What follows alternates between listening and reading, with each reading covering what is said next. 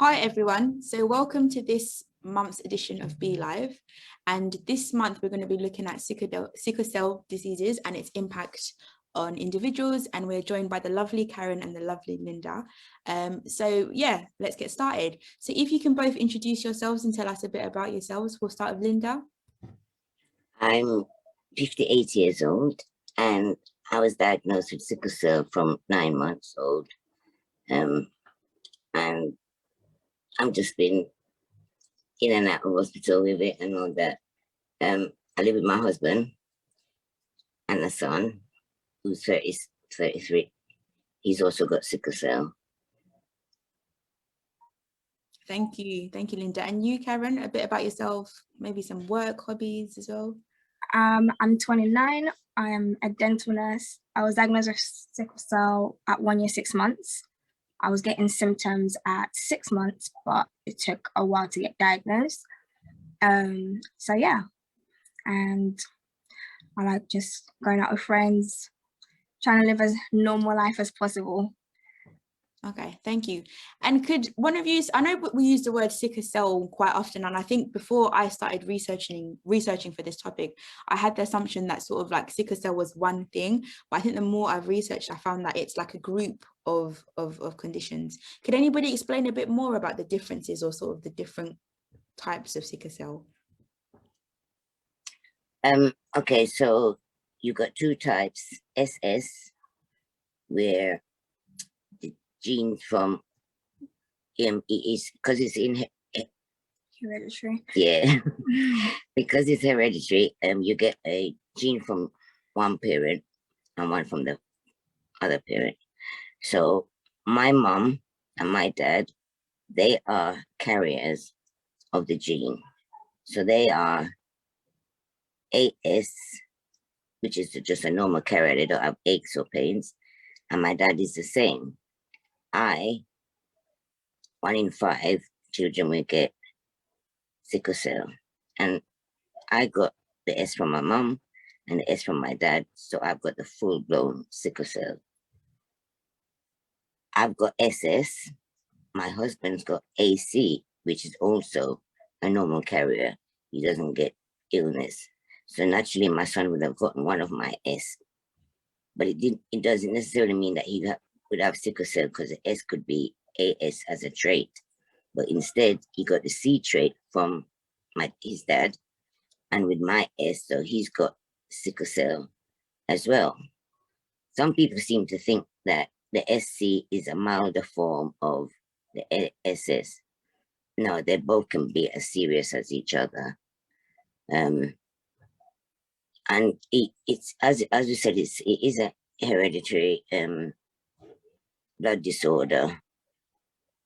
There is no cure for it.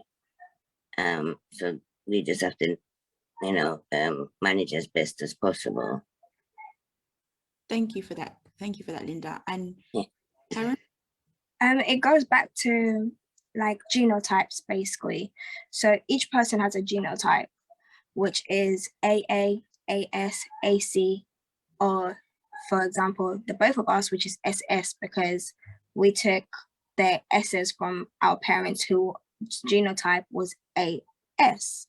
So I find a lot of people have no idea what their genotype is. Like I asked this morning on my Instagram, I said, who knows their genotype and who knows what I'm talking about?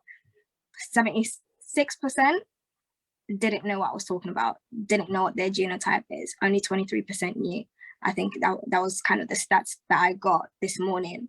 And the importance of knowing your genotype is just immense, because it's just the difference between you having a child with sickle cell or not. It's just that simple. It's different for, let's say, myself and Linda, because we were born at a time where they didn't do these checks. It wasn't so easy to make an appointment, say, can I, come for a blood test? I just want to know what my genotype is. Way before, it's so simple to do. Like you can ask your doctor for you to know your genotype, especially if you're dating within the Black community. let's say, for example, my partner, if I don't know what his genotype is, and then we have a child, it's just like, it's hit and miss. It's like flipping a coin and then hoping it lands on what you've asked for it to land on. And you can't really take them kind of chances, especially when you are somebody who has lived with the, I don't want to call it consequences, because it's not that, because like I said, they wasn't able to check.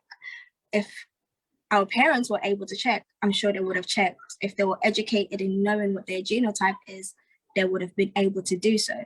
So it's so important to just pick up the phone and call your GP and be like, can I know my genotype? Because, you know, I want to make sure that I don't have to deal with if my partner is pregnant, or if I get pregnant where I don't know, and I'm now nervous, like, okay, I've heard about the effects of sickle cell, I've heard about this, I've heard about that, and then I don't have all the information. But once you have the information for yourself, your education is the best way to cope with anything. Once you educate yourself, you're able to do so. So it's just understanding that it's so simple to have somebody who has got sickle cell. It's so simple to have a child with who's got sickle cell. It's just about the fact of, oh, if I went and had a child with somebody whose genotype was AC or AS, my child, it's like, I'm again flipping that coin and just praying to take the A, or because you're gonna take whatever from each parent. You take one side, it's either the A or the S, or the C, or the A or the C. So for somebody who doesn't have sickle cell, it's AA. For somebody who has sickle cell trait, which is pretty much a little bit of it, so a tracing of it, that's why it's called trait, which is AS or AC.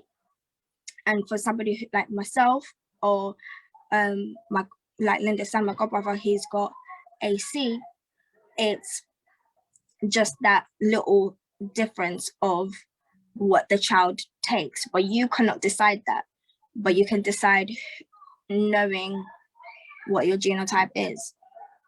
No, definitely. I think when you asked about how many people knew their genotype, it clicked in my head, because this is not a discussion I've ever had. It's not something I've ever thought of. It's not something I've ever, it's never crossed my mind to think, even when I'm dating, I don't think, oh, what's that person's genotype? Are we likely to have a child with sickle cell? I've known people, living with sickle cell, but I don't think I've known anybody like really close to me. So I wasn't aware too much of the impact on people's lives. But I think the more I've been doing research and reading into it, I've just seen like, how, what an enormous impact it can have. I mean, leading on to that, I do often hear the word crisis quite a lot when it comes to sickle cell. Linda, could you please explain what a crisis is, or what happens when somebody has a crisis? Okay, so a crisis is an episode of pain ranging from maybe just knee pains, joint pains, and it can go from a simple headache to a full-blown ache all over. For example, we used to think that when we have pain in our face, it was toothache. And it wasn't until when we went to the dentist, we realized it's a sickle crisis in the face. Anywhere your blood flows, you're able to have pain there. A crisis is what is caused by the blood cell that's not fully formed. In 120 days, a blood cell is fully formed. Ours don't fully form. It hasn't got time to fully form, so it shapes like a half a moon. A crescent moon, like a little crescent moon. Yeah. So it's like this. Yeah, like a C. Yeah. So that's where the name sickle cell comes from, because it's shaped like a sickle. Oh.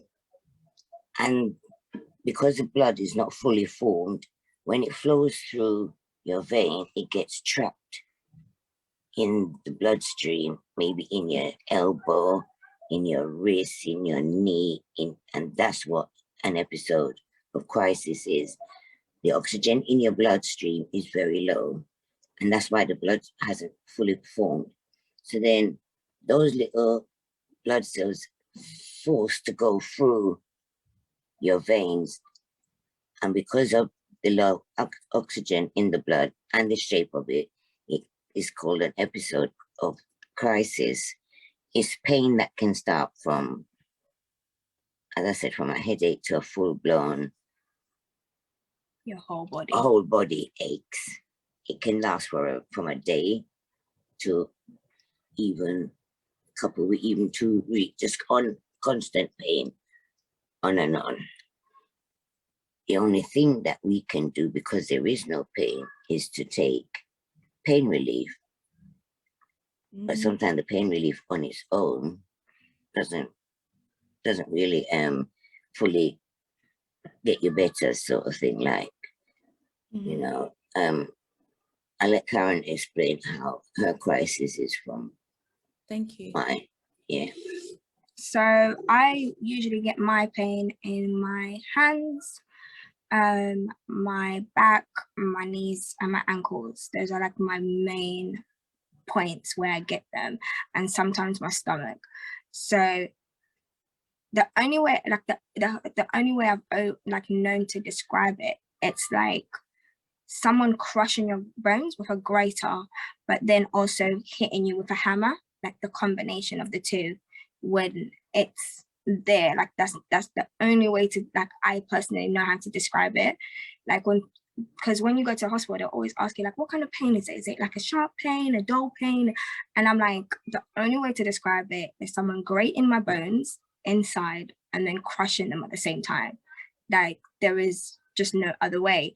And it can last anything from, like, you can get like intense pain like for an hour, and then you're completely fine. Like, and that's the problem with sickle cell is, like, if you look at me and Linda right now, we all look just fine. Like, there ain't nothing there.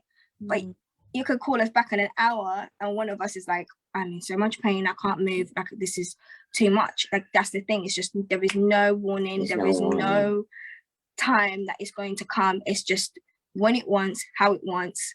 It could be an hour, it could be a month. Like, it just depends.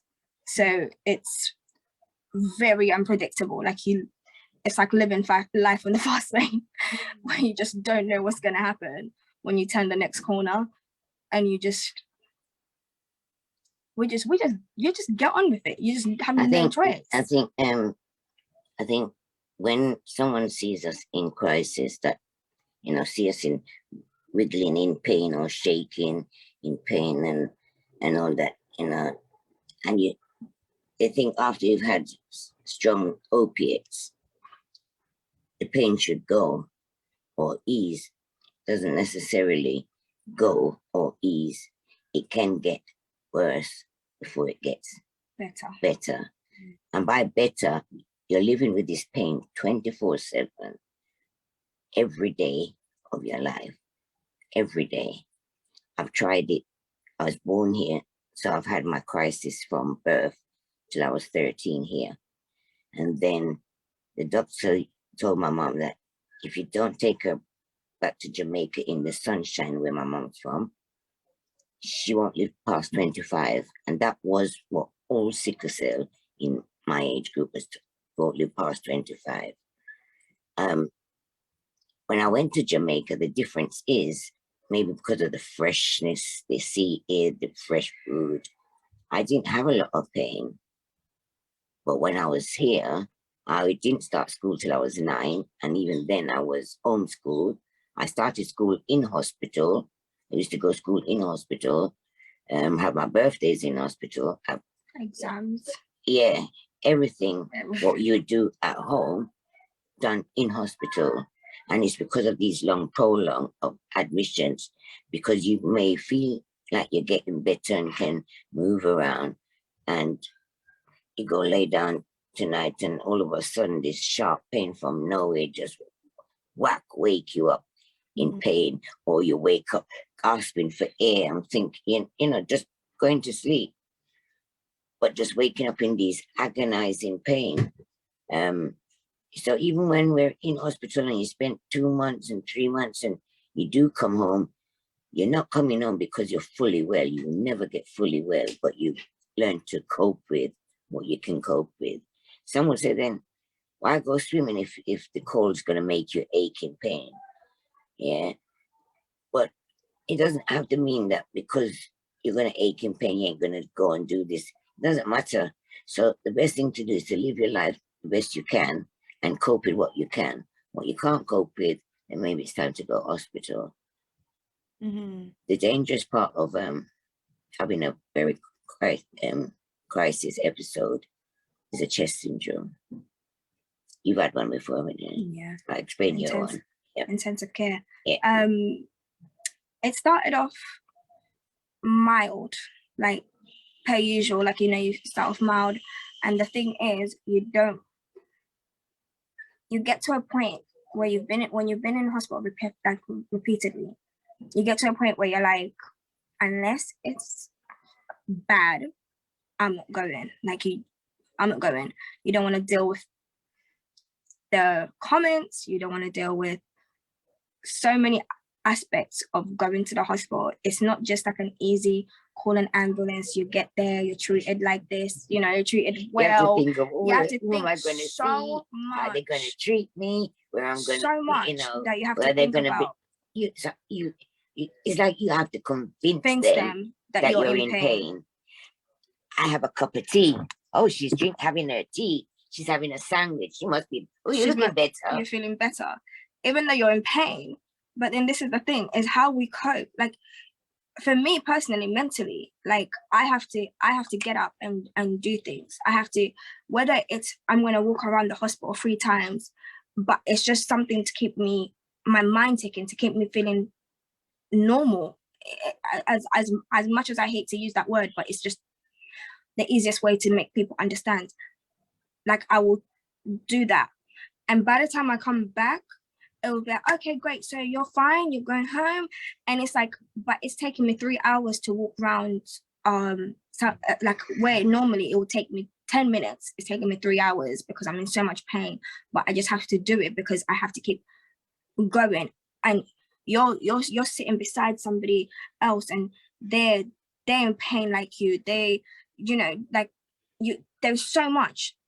So by the time I went to the hospital, it was like I was getting rushed there. I was only 10 minutes, probably even less than that, from the hospital.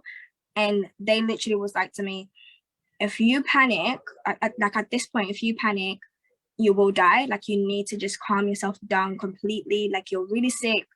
And from that point to get into the hospital, I remember getting to A&E, and that's about it. And then after that, the next part was being asked, like, who should they call? Because I was in intensive care. And then from that point, the next 2 weeks, I have no recollection. So it was like one extreme to the next very quickly.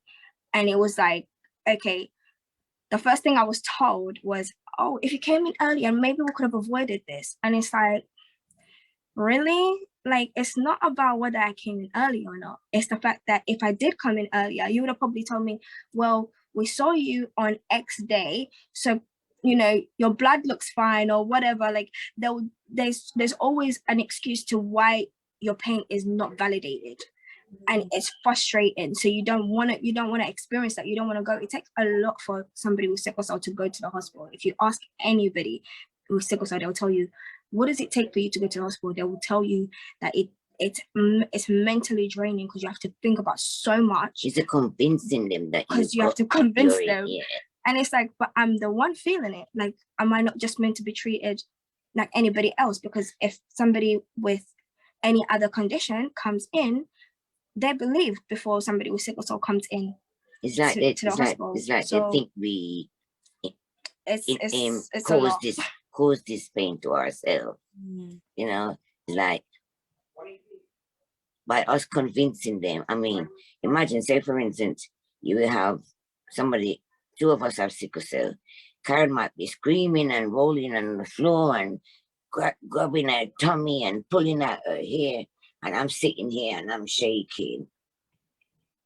But I asked for pain relief before, and they go, oh, let me just deal with Karen first. And even though I'm sitting there, I've been sitting there a long time, but I'm jerking quietly in pain.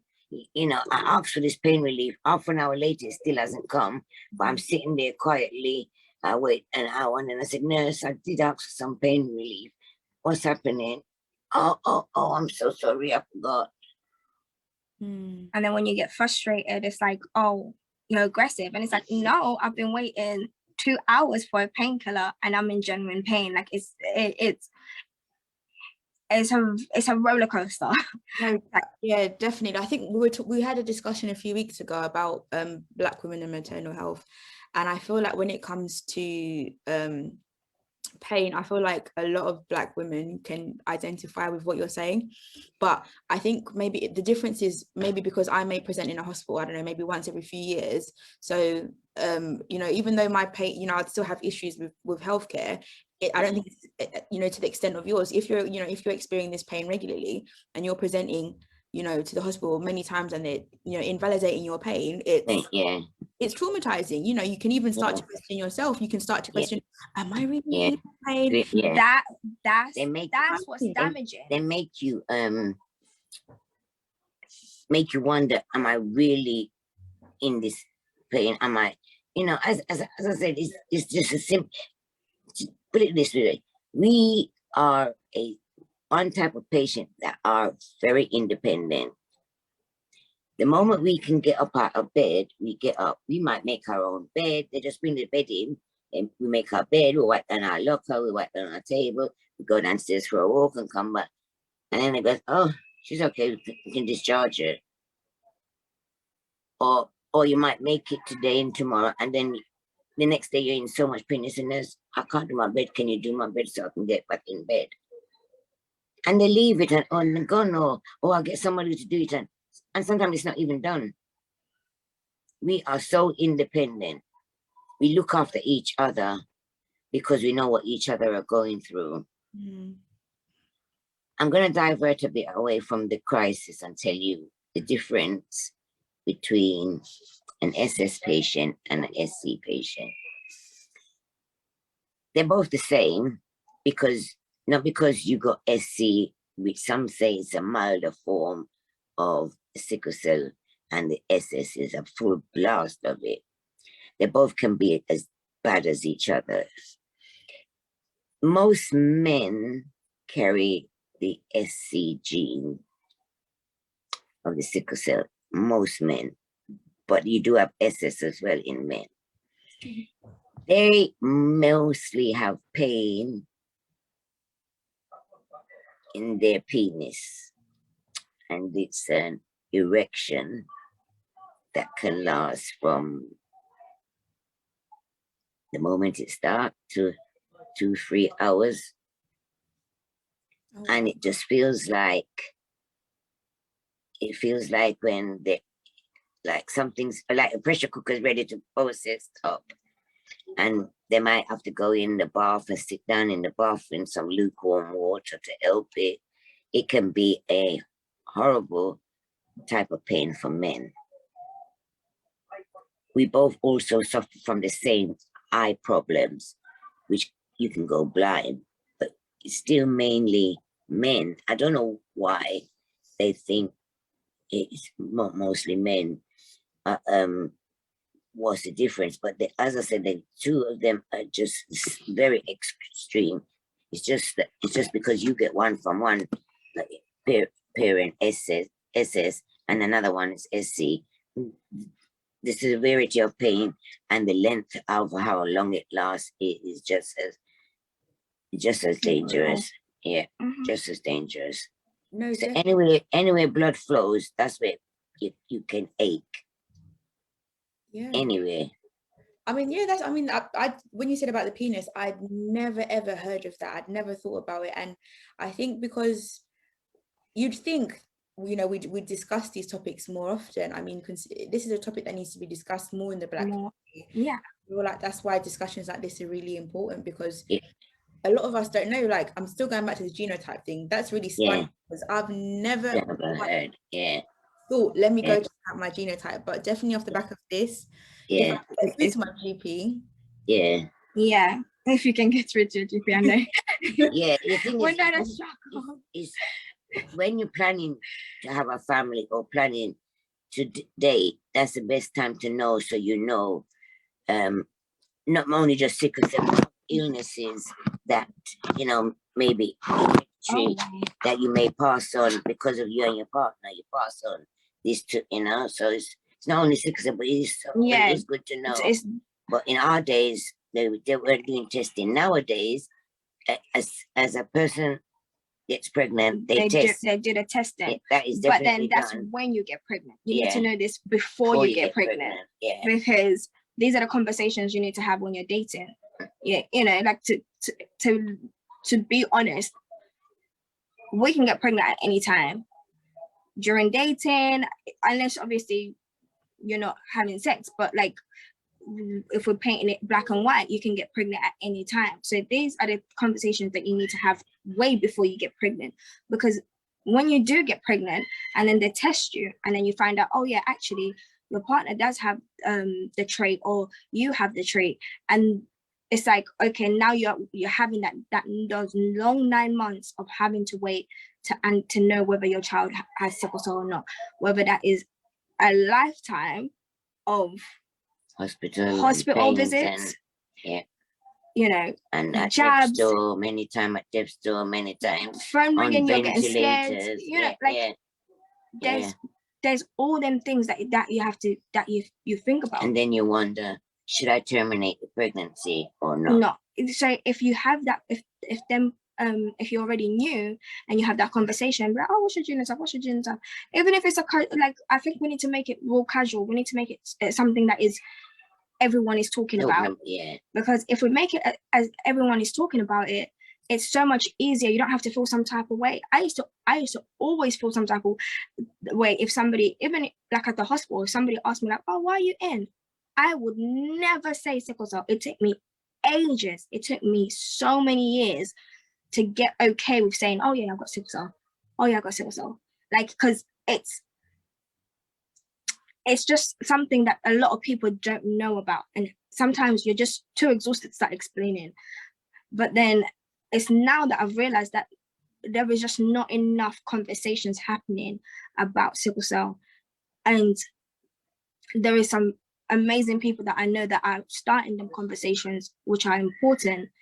But the genotype is something that is just so important to know way before you even, like, if possible, if you're 18, if you're 16, if you're whatever, tell your mom, like, did you ever know? Did you ever find out when I was, you know, when you gave birth, did you ever find out what my genotype was?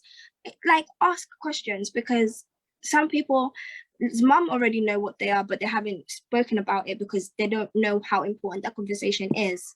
No, definitely, I totally agree. I think with a lot of things, conversation and education, like you specified, is key. If we don't talk about it, we don't know it goes on. And if we're trying to, you know, support the next generation of children coming up, and, you know, people are planning, you know, family planning, I think, as you said, it's a thing that we need to discuss. If you're planning on having children, you know, it's, as you said, it's a test. It's not complicated. And I think it's like the same way we look at sexual health, like, the more we talk about it, the more we reduce that stigma, the more we make people comfortable, because I mean, yeah, it's something that just needs to be spoken about. I mean, off the back of this, I know you've mentioned some of your experiences in healthcare.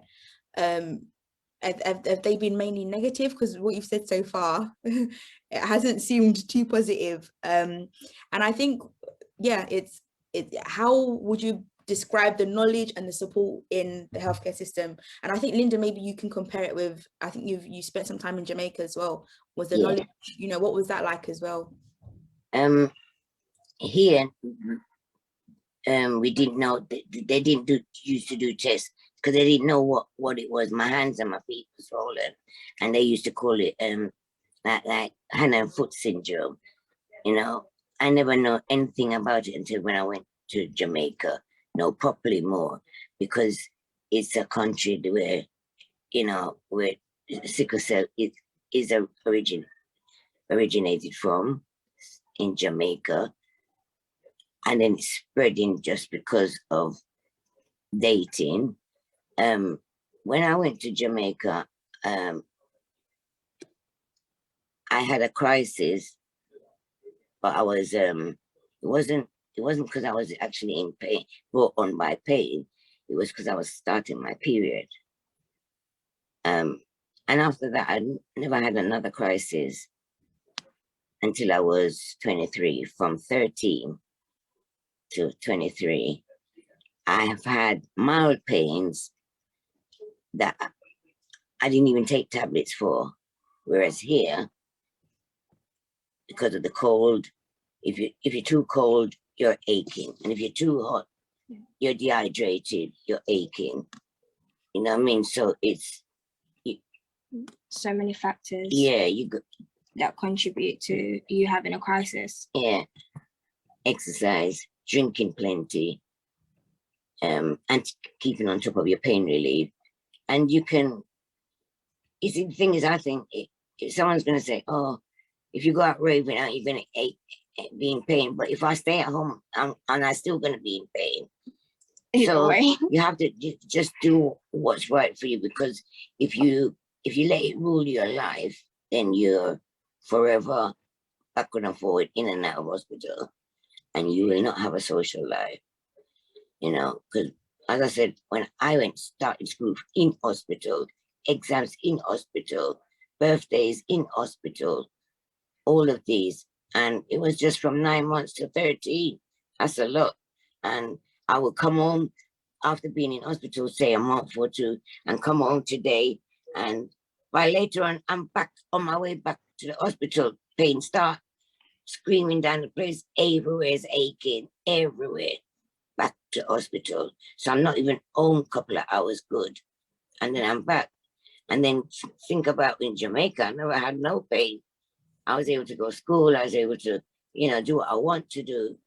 And not having all these aches and pain. The moment I came back here, within less than a year, I ended up going back and forward to hospital, wondering. But the thing is, there is no information. From I was young, the only information we knew about was just pain relief and drink plenty. There's nothing new coming along. So it's when you tell somebody that you've got sickle cell, they don't know, because there's not much they can. There's nothing to check up and look for themselves. So you're gonna always have to explain and tell them, you know, how it is, how it is. And these are the things, as Karen was saying, you have to know all of this so you can relate it to the partner. If not, he's gonna be in one world thinking, oh, I got this girl, man, we're going out partying, we'll be doing this, no, next thing I'm on my own, going out raving while she's in hospital, or she's curled up in bed, you know what I mean? So there's not a lot of information, but we need to talk about it and put each other's experiences together, and people will understand that it's not just this way sickle cell is. It's not just a bad part of the pain, aches and pain. There are good parts too. Yeah, and I think also the lack of information does also contribute to the treatment that you get when you're in hospital. Like, I've had like countless times. It's not like I always happened once, twice. Yeah. No, I've had countless times where a nurse would look after me and say, oh, okay, cool. So you've got sickle cell. So what is that? So it's like, it's a little bit scary, but at the same time, I don't really blame them, because it was only, I think, 2 months ago when I was speaking to a nurse who said, oh yeah, no, they've started teaching more about sickle cell now. And it's like, but we've been going through this for years. And why wasn't there any education about it? Why was it in the syllabus? But you're going to come and look after somebody with sickle cell. That's not something that it should just be on the job that you're learning. That you should learn that in the book, the same way how you're learning how to deal with a cardiac arrest. You should learn how to deal with somebody who's got sickle cell when they come in with a crisis, not just then when it's like, okay, what do I do? Do I just give you painkillers? Like, well, how do you feel? Like, when they don't even know how you're feeling, they just know that they have to give you painkillers.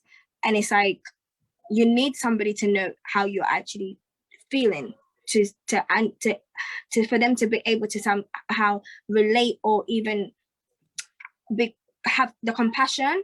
And I think because of the lack of education and like conversations, I think that's also another reason why treatment isn't great when it comes to sickle cell patients.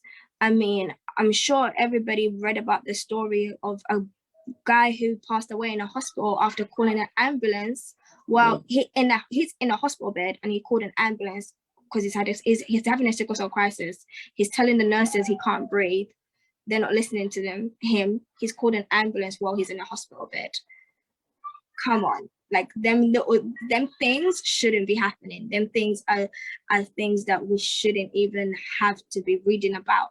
And then as somebody with sickle cell, I'm thinking now, I'm reading that today, and then I'm thinking, okay, if I go into a crisis tomorrow, do I even want to call an ambulance to go to the hospital? Is it better that I just is it better I stay here and I just take the tablets and hope to God that I feel good? Like, just pray to God that it's gonna go away. Like, and it shouldn't have to be a thing where you have to think about what kind of treatment you're going to get when you get into hospital. You ask me, like, what's the, is it all bad? No, but it's not all bad, but I can tell you more on my hands. I can tell you the handful of times where I've been treated like a human being and somebody who's genuinely in pain, but I've lost countless of times how many times I've been treated like somebody who just doesn't matter, who's probably just not even a number. Do you know what I mean? So it's we don't know what it is to improve it, because everyone is asking that question, is what is it? It's disappointing. It's disappointing to hear, because on this platform, Be Live, we've had various discussions about various things. We've spoken about people, we speak about people living with HIV. We spoke about maternal deaths in the Black community. And I think the one sort of common theme that we're seeing is a lot of lack of education in in the NHS. And it's really sad to see. I mean, are there things like sickle cell nurses that specifically are well-trained and well-versed? But I think also, again, it shouldn't have to be specific people dealing with a group of patients. I think it'd be nice for a certain level to be across the board, because what if you go into crisis and there's not that specific nurse on duty? But this is the thing, is that before you see a sickle cell nurse, okay, so you go, you get an ambulance, the ambulance takes you to the hospital, you see the medical team. So then the normal nurses that are in A&E, they're not specialists, they're just general nurses. By the time you see the sickle cell nurse, you're probably on the ward.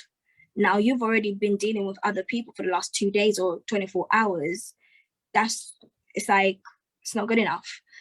You want everyone to be educated to a certain level, even if it's not to expert level. You want them to be educated to a certain level. So it's like, yeah, I totally agree. I think the next question I had is, I often see a lot of adverts, nowadays about Black people donating specifically, Black people, you need to donate more blood. And personally, I love blood donation. I can go twice a year if I go as often as I can.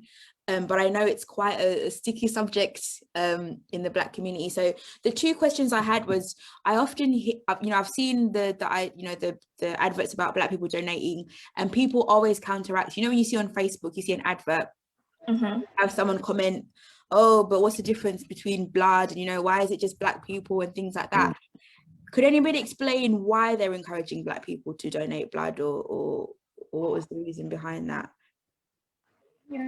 I think it's because we don't have enough blood. We get donated, have blood transfusion every so often, but if you're having an operation, you have to have a blood transfusion. If you're using it to help you, whatever reasons, the blood, there's not enough Black people donating so that we can have that blood.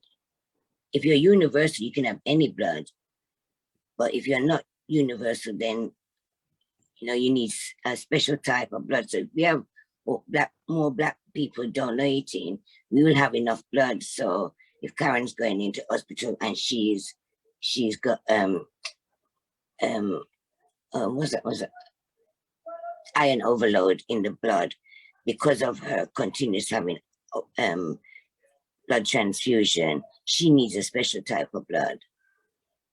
You know what I mean? People with leukemia, they also need blood.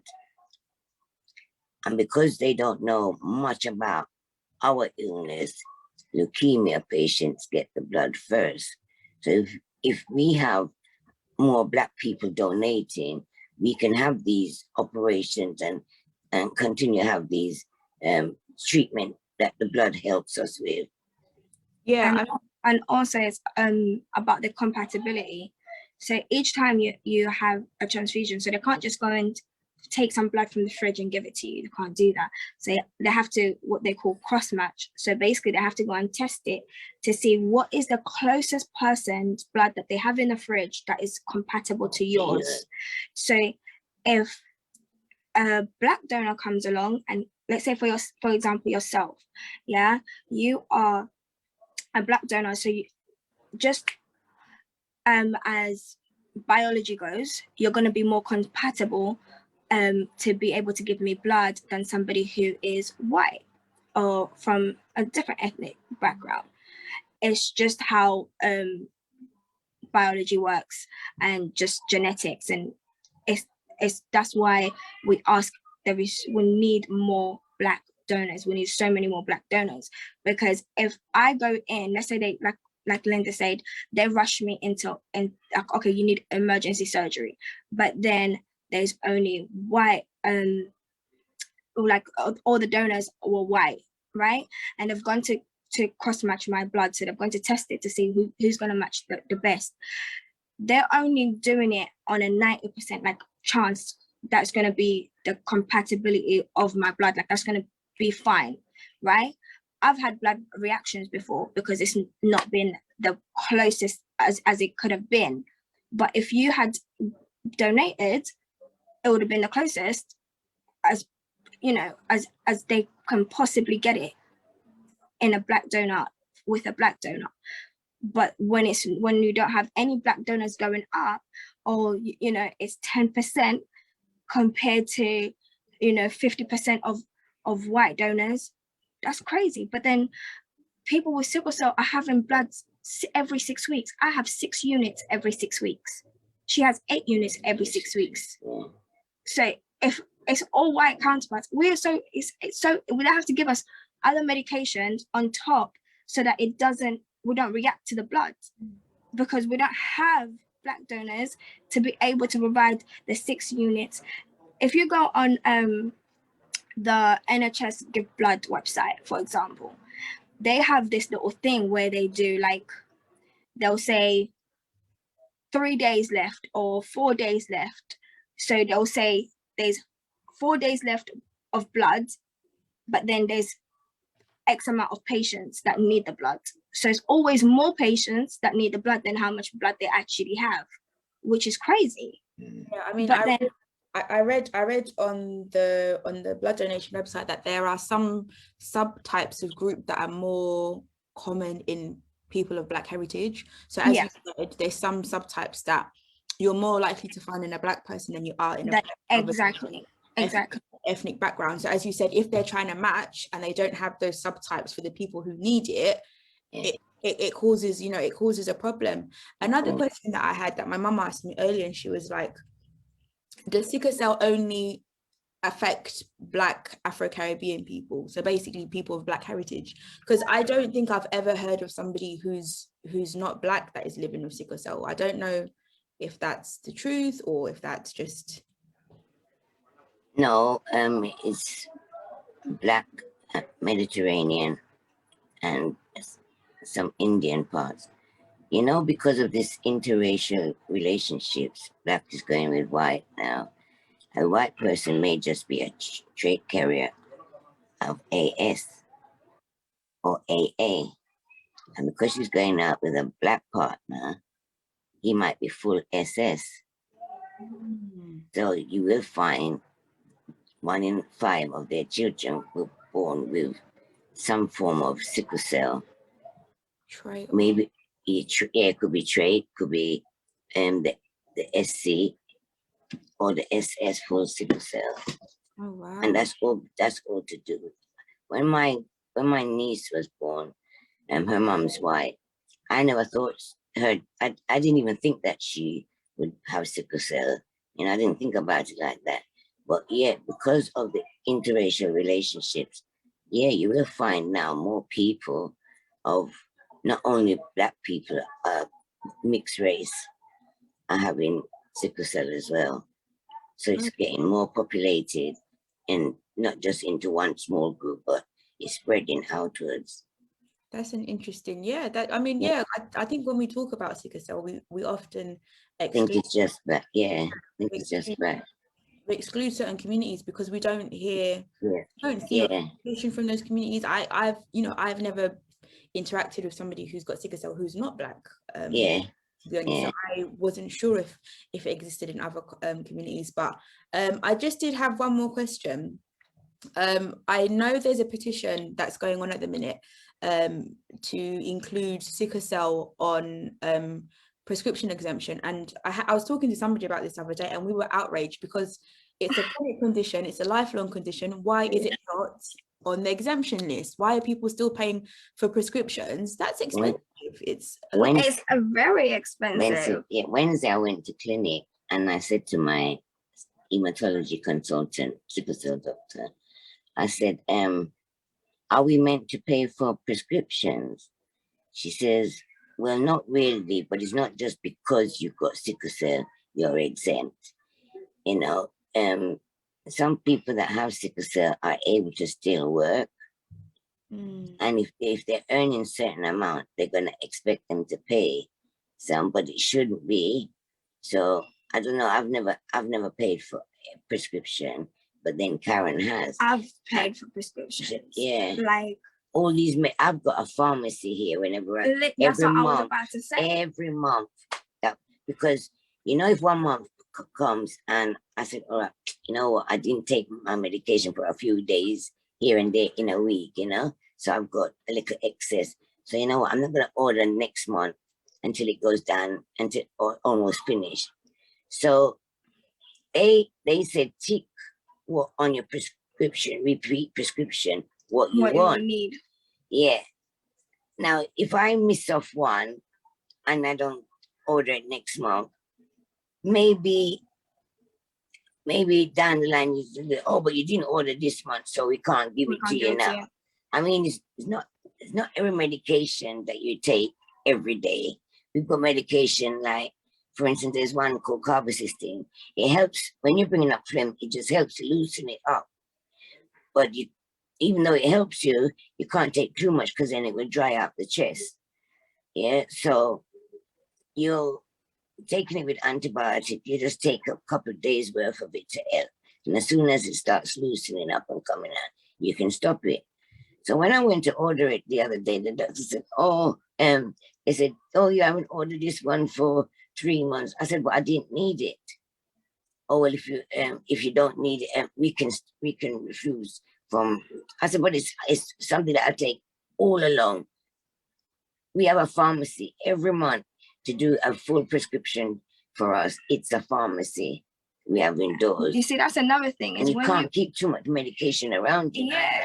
And when you pay for medication, you're gonna, you see, this is the trouble with it, because there is medication that we take every day, right?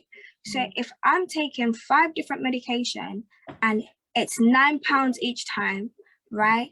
And 1 box lasts 1 week, let's do the maths. And every month you're required to do that. So there are some people who will miss days from medication because they can't afford to go and get their medication. Now, you're on medication for the rest of your life every single day. Why is it not free? We pay taxes. You're saying I should go to work because I'm well enough, right? I should go to work and I pay my taxes, whatever, but then I cannot get a free prescription for 7 boxes of medication that I need to be alive. How does that make sense? Yes. Why is it that we're signing petitions? And this is not the first time we've had to go with the petition. It's not the first time. we've had It's replies an from the illness government that be like, there oh, is you no know, cure. So you're going to be on yeah, you're gonna be medication on for the medication. rest of your life. You know what I mean? So, and some of them are so expensive. Then there's some that you might be taking and then it stopped working, and so they can't change it. And you can't even afford to go and get that one because you've already done your maths for that month. Yeah. And you said, okay, my 10 boxes of medication that I get, it's this much. Each prescription, it's not per prescription. So if let's say I got 10 items on that prescription, I pay £9. No, it's each medication is £9, whether it's one prescription or you have 5 different ones. If there's 5 different things, you pay five times of £9.25, I think it is now, or probably a bit more. Can't really remember because I try to get out there very fast when I'm paying for medication because I get very upset because I'm just like, why are we doing this? Come on, like, shouldn't be paying for a lot of people need to sign the petition because we keep on having to put it back into Parliament. We keep on having to sign these petitions because it's something that needs to change. We shouldn't have to. We should not have to. It saves our lives. The medications are there to maintain us, to have as a healthy lifestyle as possible. So why are we paying for it? And why is it that someone can literally say, I'm not going to go without, let's say they've got mild asthma, like for someone like me, I've got mild asthma. Why should I have to think I'm going to go without my asthma pump because this month my chest has been all right. I'm not going to go without it because it's going to cost me £9 something or £11 something because I don't have the money that month. No one should have to think like that. It's shocking. I think I saw, when I was looking for this petition, I think my colleague has posted it in the chat. So please, if you have a moment, sign, share, send it to everybody that you can. Yes. I was looking at the previous petitions and the responses from the government were heartless. Oh yeah.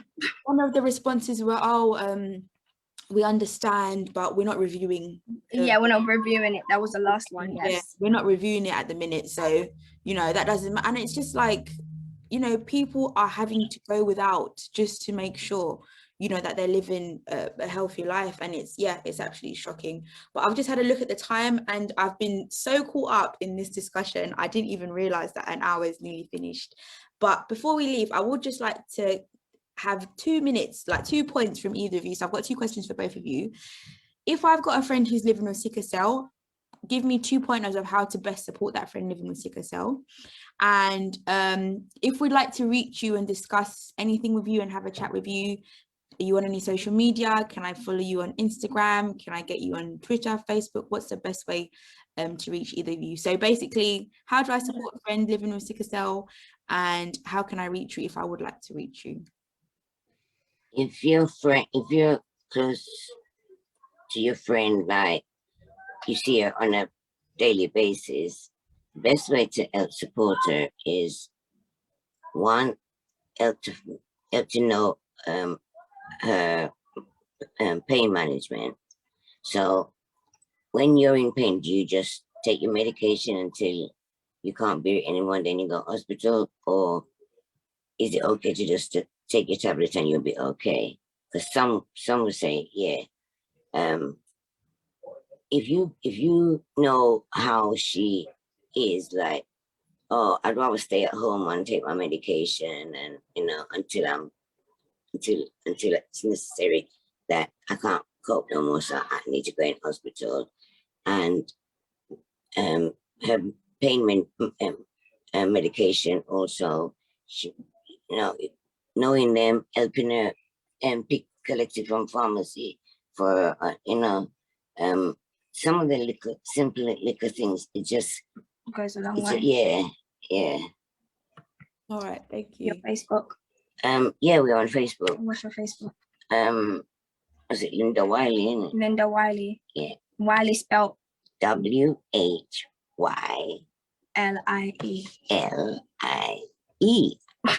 Thank you, Linda. And Karen, so just 2 points about how to support a friend living with sickle cell, and if we can follow you anywhere. Okay, mental health is the biggest one, I would say. Check on them, like be on the phone with them. Them hospital trips are never easy. Be on the phone, go see them. Sometimes just staying with that person for even if you're in a rush, them 10 minutes, I'm telling you, Okay. make a big difference to the day. You feel like, okay, I can cope, I can do this. That's, I think, the most important thing. Just check on their mental health, check on them, go and visit them. That's the most important. And then on my social, I've only got Instagram, really. That's the one I use mainly, which is Miss MISS KCS. All together, Miss KCS. One word on Instagram. Yeah, one word. Fantastic. Thank you both so much. I have learned a lot in this 1 hour, and I've taken a lot away from this conversation. And I really appreciate you both taking your time out on a Saturday to discuss, this topic with us. Thank you everybody for tuning in, and next time. Yes, thank you very much. Yeah, okay, bye, Gloria. Bye everyone. Bye.